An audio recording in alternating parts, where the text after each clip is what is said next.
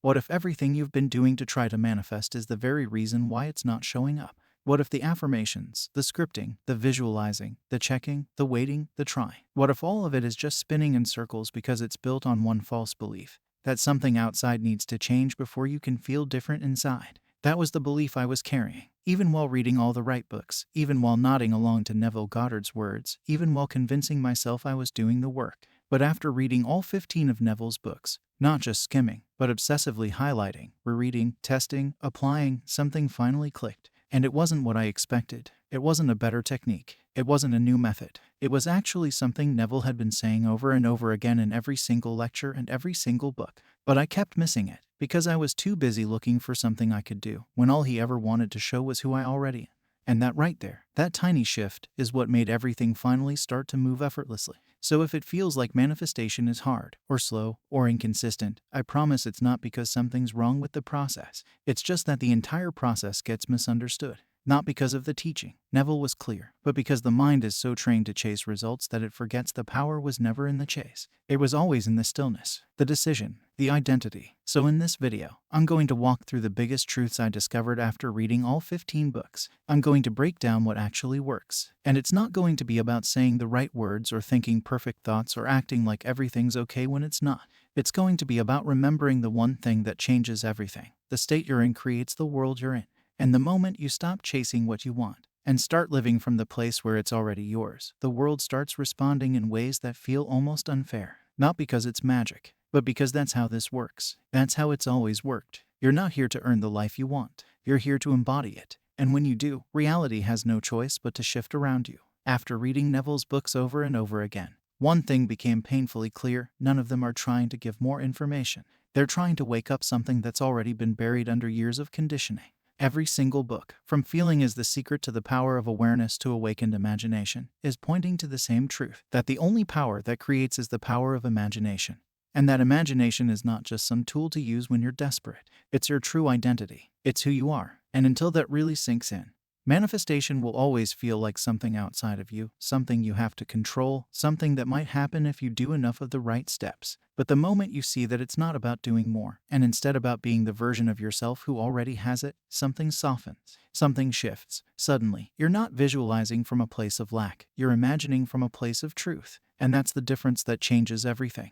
Because techniques don't create, states do. Words don't create, identity does. The moment you shift into a state of already having, already being, already living, in the end, things begin to move. Not because you're convincing the universe, but because the world can't help but mirror the state you're in. All manifestation is self-revelation. It's not about bringing something in. It's about uncovering what's already there but blocked by doubt, fear, and trying too hard. When Neville says you are the operant power, he's not giving a motivational quote. He's describing how reality works. Consciousness is the only reality. So whatever you're conscious of being, that's what shows up again and again, whether you like it or not. That's why things repeat. That's why patterns form. That's why some things feel stuck. It's not fate. It's identity. And once you get that, once you take your power back from the outside world and bring it home to where it always was, in your imagination, in your assumptions, in your state, you start seeing that the real secret was never in the books. It was always inside you. The books just reminded you of what you forgot. And the more you let go of forcing and start being, the faster things unfold, not because you're chasing results, but because you've finally returned to the state where they already exist. One of the biggest misunderstandings I had while reading Neville, and I've seen so many others make the same mistake, is thinking that feeling is the secret means you have to force yourself to feel happy, excited, or super emotional during your imaginal scenes. I used to sit there trying to hype myself up, trying to feel butterflies or some overwhelming joy, thinking that if I didn't cry during my scene,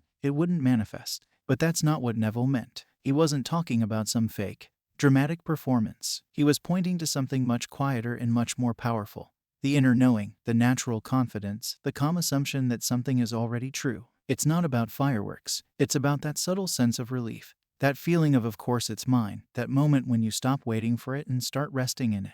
That's the real feeling. The feeling of being done, of already having, of no longer chasing. It's the feeling of naturalness. And the reason it's so powerful is because your subconscious doesn't respond to your words. It responds to your dominant state. It responds to your identity. So if you're repeating affirmations or visualizing scenes but still feeling like it's far away, or feeling like you're lying to yourself, then the scene isn't planting itself, because it's not being accepted as real. But if you can drop into that quiet sense of certainty, if you can close your eyes and imagine not the desire itself, but what life feels like after it's already fulfilled, that's when everything changes. When Neville said to imagine a scene that implies the wish is fulfilled, he didn't mean to act out the wish like a movie. He meant to find the simplest, most natural moment that would only make sense if your desire were already real. That might look like waking up and seeing a certain view, or hearing someone say congratulations, or noticing that something isn't bothering you anymore because you finally have what you wanted. It's not about tricking the universe. It's about convincing yourself that it's done. Not with force, not with intensity, but with ease. Because when something is truly done,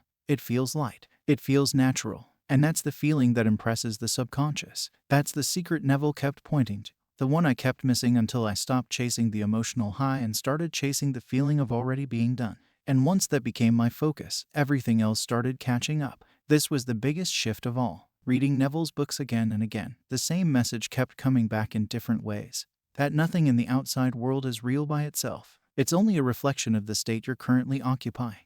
And that one truth explains so much. It explains why things repeat. It explains why certain patterns seem stuck. It explains why some things manifest quickly while others feel impossible. Because the world isn't responding to what you say. It's responding to what you are, what you're being. I used to look at my 3D reality and think it was the final result. I'd react to what I saw, get frustrated when nothing changed, and then try to fix it by doing more techniques. But all that did was reinforce the idea that the outside world had power over me, that it could dictate how I felt, that it was in control. But Neville says, again and again, that the outside world is dead. It has no life of its own. It's just a shadow, a mirror. And just like a mirror, it only shows what you're already being. So if you're living from lack, even if you're visualizing abundance, the mirror shows lack. If you're feeling unwanted, even if you're affirming love, the mirror reflects that feeling. It doesn't care what you say. It shows you what you assume. That's why Neville talks so much about living in the end. Not thinking about the end, not wishing for it, but being there, imagining from it, occupying it. And once you truly live from the end, once you walk, talk, think, and feel from the place where it's already yours, the world has no choice but to shift around you. It's not personal. It's mechanical. The world reflects your inner state. Not sometimes, every time. And once you stop trying to manipulate the outside, and instead start mastering the inside, you realize how much power you've had all along. You stop asking when it's going to show up. You stop needing signs. You stop checking. Because you're no longer trying to make it happen. You're simply being the version of you who already has it. And from that state, the world responds effortlessly. Because it was always responding, just not always to the version of you that was in alignment. This is the part that used to trip me up the most. I would imagine my desire, I'd feel it as real, and then I'd wait. And when nothing happened immediately, I'd start getting in my head. I'd wonder if I did it wrong. I'd start doubting the scene. I'd revisualize it, reaffirm it, and sometimes I'd even try to help it by taking specific actions I thought would bring it faster. But the more I did that, the more resistance I built. Because what I didn't understand back then was this: the moment the desire is accepted as real, not in the world, but within, life rearranges itself in ways you can't predict. Neville called this the bridge of incidents. And the thing about the bridge is, you're not supposed to see it coming. You're not supposed to know how it'll happen. You're not supposed to force it. You're supposed to trust that once the seed is planted, the soil knows what to do. You don't dig up the roots to check if they're growing. You water it. You live your life. And the path begins to unfold. But the moment you start micromanaging the how, the moment you try to help it along, you leave the state of the wish fulfilled and drop back into the state of lack. That's what delays it. That's what confuses the subconscious. It's not that the desire isn't coming. It's that you keep jumping timelines by second-guessing it. And the bridge, it often shows up in ways you never expect. It might look like a delay. It might look like something falling apart. It might even look like the opposite of your desire. But if you stay loyal to the end, if you stay faithful to the state of already having it, those incidents carry you right to the fulfillment. I've seen it happen in my own life so many times. But only when I stopped controlling. Only when I stopped checking. Only when I stopped needing things to look a certain way. Because manifestation isn't about controlling life. It's about aligning with the version of you who already has what you want. And letting life reflect that alignment through a series of events that might not make sense in the moment, but always lead to the destination. Neville never told us to control the bridge. He told us to walk across it, with peace, with faith, and with the knowing that it's already done. So let go of the middle. Stop playing chess with the universe. You already moved your piece. Let the game unfold. This was the conclusion all the books led me to. The final and most powerful truth. You don't manifest what you want. You manifest who you are. That sentence changed everything for me. Because wanting something doesn't create it. In fact, wanting usually means you're affirming that you don't have it, that you're separate from it, that it's still out there somewhere. But when you become the version of you who already has it, in thought, in feeling, in identity, the world has to match that. It's law. You could visualize 1,000 times. You could say affirmations all day long. But if your inner story is still rooted in lack, rejection, doubt, or fear, then those actions won't stick. They'll feel like effort. And you'll keep asking why it's not working. But it does work every time. It just works according to who you are being. Not who you were. Not who you hope to become. Who you are right now. That's why Neville's teachings aren't just about imagination.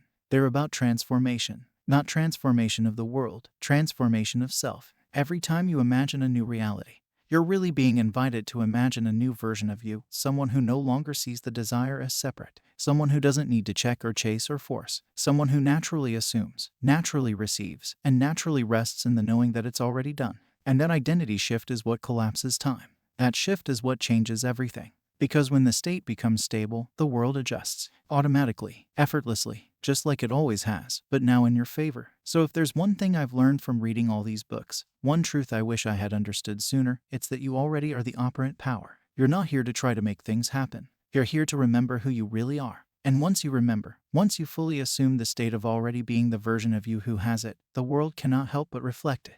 That's not a belief. That's the law. And that's what actually works. So if you're still out there searching for the next method, the next sign, the next secret to finally make your desire show up, stop. It's not out there. It never was. The power is you. The key is not in doing more, but in being more, being the version of you who already has it, who no longer waits, no longer wonders, and no longer negotiates with reality. Because when you finally become that version, not in the future, but right now, the world won't just shift. It'll have no choice but to catch up. Not because you forced it, but because you remembered it was always yours. And it was never about the books. It was never about the words. It was about who you decided to be while reading them. Let me know in the comments what part of this finally clicked for you. What are you letting go of today so you can become the version of you who already has it?